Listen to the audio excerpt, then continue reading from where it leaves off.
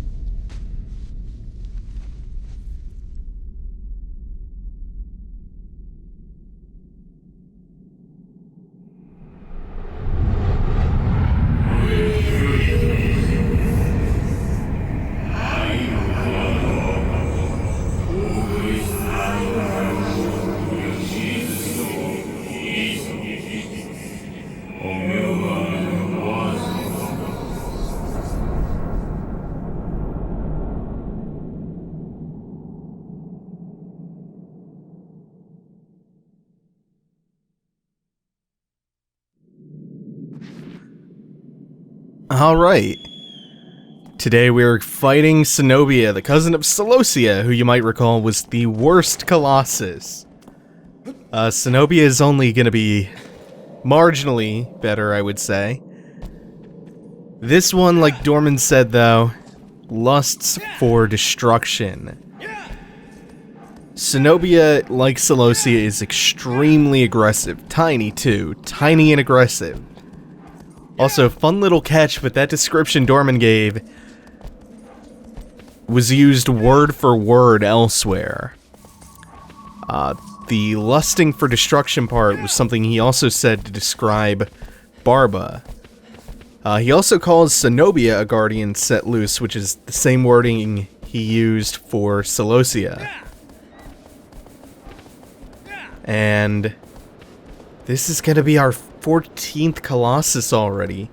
I forgot how fast this game goes by if you're not going after fruit trees and white-tailed lizards, and if you don't, well, especially if you don't know what you're doing and where to go. Just getting lost is an aspect of this game which can be pretty frustrating and tedious. Even though you have this solar-powered GPS system in your sword, it's a lot easier to get yourself lost than you might think. It gives you a good general direction to follow, but then navigating all of these impassable walls and forests and uneven terrain and crevices, it can prove to be pretty daunting and pretty confusing. I remember I had a really hard time making my way around the game the first time through, and based on some of the comments, I was not alone in that. I always thought that was just me being as I normally am, and have proven many times through these videos directionally challenged. But it seems like the game actually just is that hard to navigate. Whether by design or just by being poorly designed, I don't know. Luckily, the rest of the game makes getting lost and frustrated so worthwhile. This might be one of those cases where I get a little bit lost, though, because I know the exit to the path is somewhere around here, and this is the tortoise boss that we fought, kind of becoming one with the earth again. I know the pathway forward is somewhere through this very darkened area, clouded by erupting geysers, but I can't quite remember the exact direction. I think if I hug the outside wall of it long enough, I should. Is that the bridge? Yes! Yes. Whoa, aggro. Luckily, aggro's smart enough to kind of auto-correct your course and not jump off a cliff. Very hard to die that way in this game, which I'm grateful for, because there are a lot of those cliffs and valleys. Now, I believe I have to go right and then left here, and then if I don't do that, I will get super lost, because I know one of these pathways stretches on for a super long time, and I'm not going to realize that I've gone too far. until a couple of minutes of walking straight if I go the wrong way, so...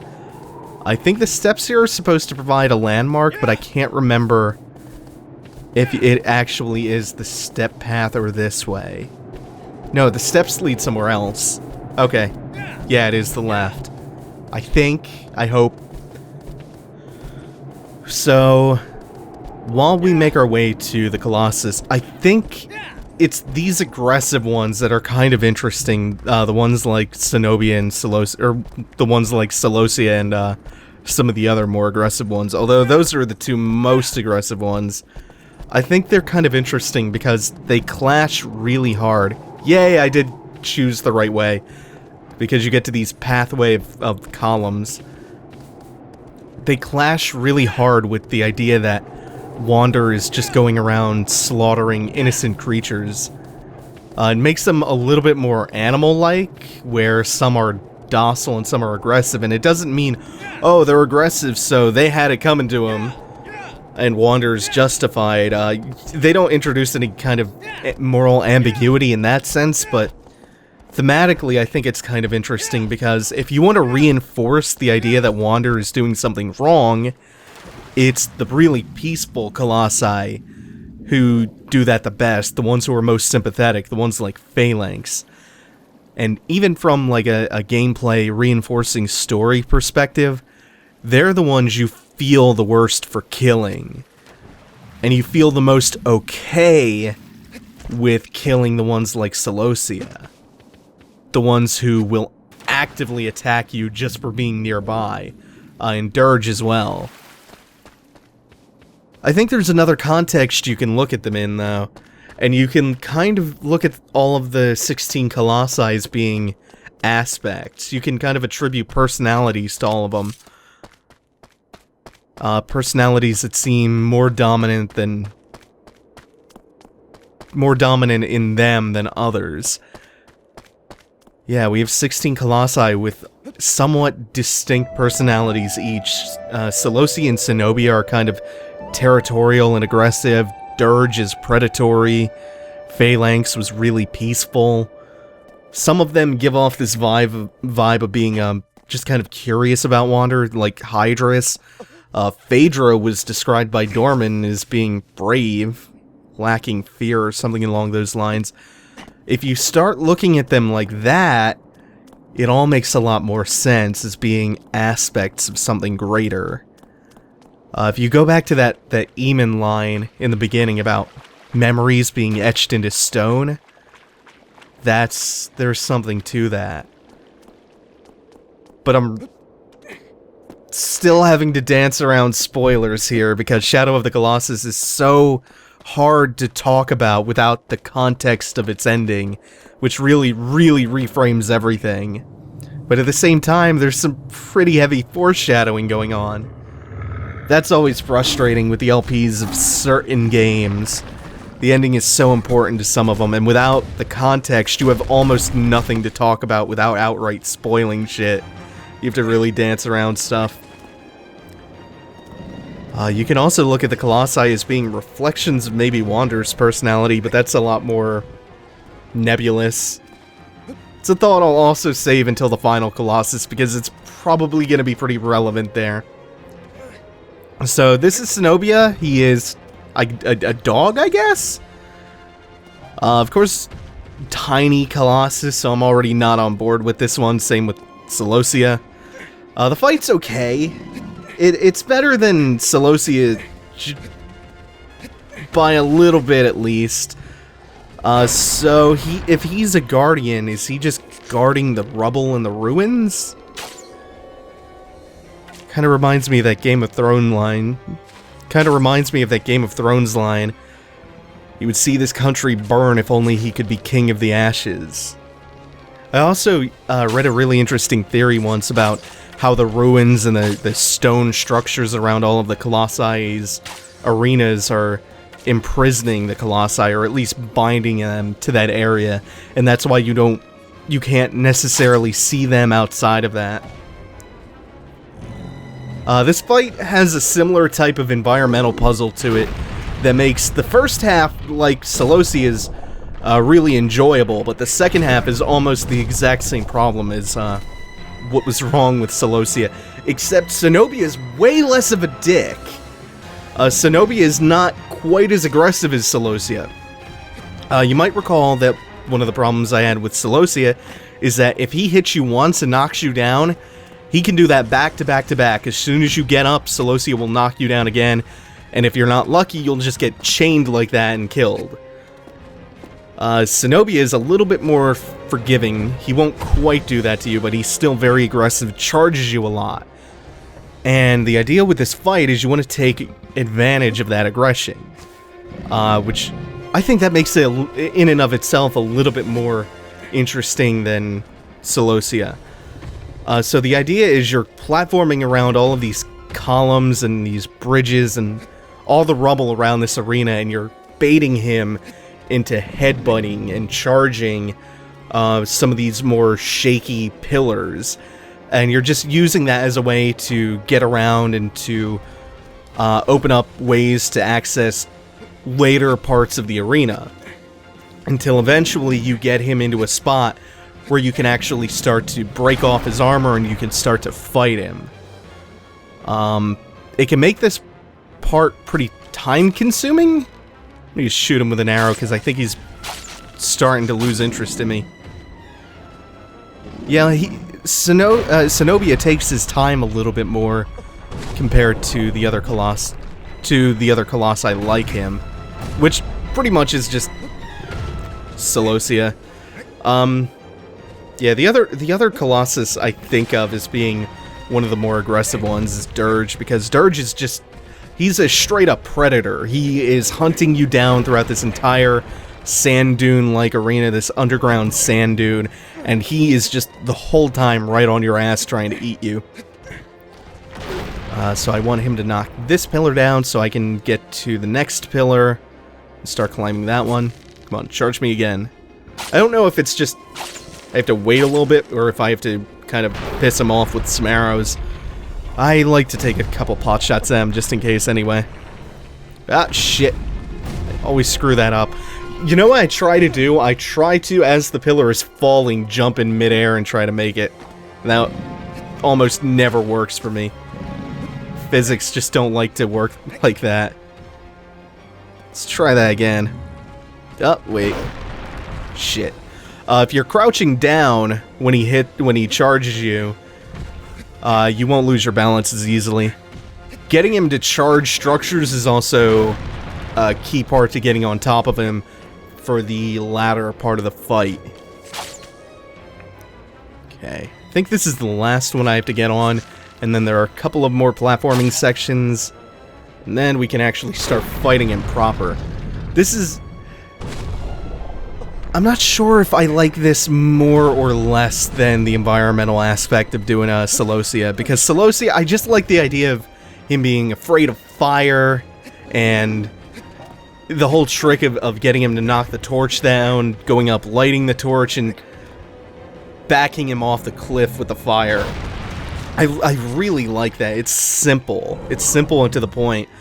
Whereas here, there's a much more elaborate structure to this. Also, I thought the pillar before was the last one, but nah. But what this one is going to let us do is get onto that bridge and start climbing that much larger tower off to the left. And then once... right, and then there's that pillar. And then once he knocks that final pillar over, we'll be back in the middle of that huge arena we saw earlier on as we were kind of meandering through this maze-like arena. Actually, speaking of the arena, I think this is second only to Malice in terms of, like, the size of the area where you fight the boss. Malice being the final one. Which it's hard to appreciate because it's kind of like, there's this kind of linear structure to the way you go through this area, and it seems like this more of a winding maze than this big, broad, open area, but it actually is pretty big if you take a look at it, if you just roam through here. Alright, so, there we go. So this pillar fuck, I tried to jump off of it in the cutscene. Tried to jump into the arena. Always gotta try those cool little maneuvers out. Oh, no! Oh, I fell pretty hard there, too. He's probably gonna charge me. Dodge out of the way. Yeah, oh, hey, camera! Hey! Haven't seen you spit out of control in a little while. Okay. Yeah, so that collapses the barricade that was preventing us from getting into this arena. And now we have part 2 of the fight, which... Part 2 of the fight is more interesting than part 2 of Celosia's fight. But once you get on his back, it has the same problem where there is one sweet spot where if I am lucky enough to get on that sweet spot, it'll go smooth as silk. It'll take no time at all, he'll just fall over. If I am unlucky, I will get onto his back after I get him to destroy this. And I will have an impossible time getting a stab off, which just seems to be one of the traits of these tiny, tiny colossi. So you get the upper floor of this platform to collapse by forcing him to charge a pillar. That's what ultimately winds up breaking... that looked a little weird.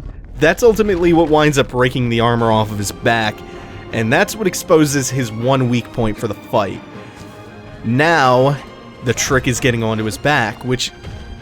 Again, another reason why I rank this just barely higher than the Celosia fight is there's a much more reliable method for getting up onto his back. And again, it's taking advantage of his aggression and forcing him to charge something. In that case, anytime from now on when he has his, the armor on his back destroyed, anytime he headbutts something, he falls to the floor and it makes it very easy to get on top of him. Oh, I think this fight's actually gonna work out for me. Getting that opening stab in is always a good sign. Nope, wait a minute. Oh, he's being a shaky little fucker, this one is. Maybe. Shit! That sucks. I was hanging on to the wrong side, and when he went to run around the arena like Celosia does when you get on his back, when he went to run around, I clipped on the edge of the wall, and that knocked me off, so I get... fuck. I have to get him to charge again. This isn't too bad, though. As long as he doesn't go, like, spazzing out on me, and I can get him to stay still long enough to stab him, this fight is fine. The worst part of the Celosia fight, and the worst part of this fight, potentially... Oh, shit. Is just if he's being a bastard and not letting you get a stab off. That's really the frustrating part about it, but so far so okay. So far not so bad. I think the other thing that makes this one a little bit disappointing is it's juxtaposed right next to Phalanx, where Phalanx is like the pinnacle of just breathtaking scope in this game. It's like the absolute holy shit, I'm speechless moment of fighting Phalanx next to this little 10-foot dog. Which I guess is an oxymoron, little 10-foot dog.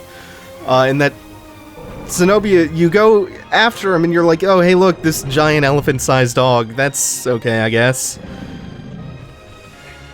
It's bad placement for him. But then, but he's placed more based on the complexity of the fight rather than how impressive he is. And I'm not able to get a stab off. This is what's gonna piss me off about this fight. But yeah, if you put like Cenobia right after Celosia, if you put them back to back and maybe have them towards the beginning of the game, I think you would get a much better build up to the crazier Colossi. You get a much better escalation. But then you also get a weaker opening if you do that. And then you also would probably have to strip them down so they aren't quite as complex to fight, and it's like a rock in a hard place at that point. Which is why I say just take them out of the game altogether and put in the devil, the devil cut Colossi, Colossus, can't get my words right. You put him in, you put Spider in, or the Phoenix, any two of those three. Alright, and that is Cenobia.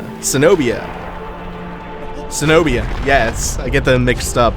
The bright side is, this is the last one I hate, and there are only 2 in the game that I don't like, so overall, pretty good balance of Colossi I love to ones I don't really love.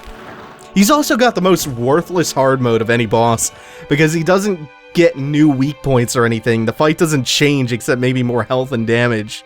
Like, it's exactly the same. Even time attack on hard gives you the same amount of time that you get on normal. Totally worthless. Anyway, that's gonna do it for now. Next up, we take on the penultimate Colossus, number 15, Argus. Thanks for watching, everyone. Take it easy. Have a good one.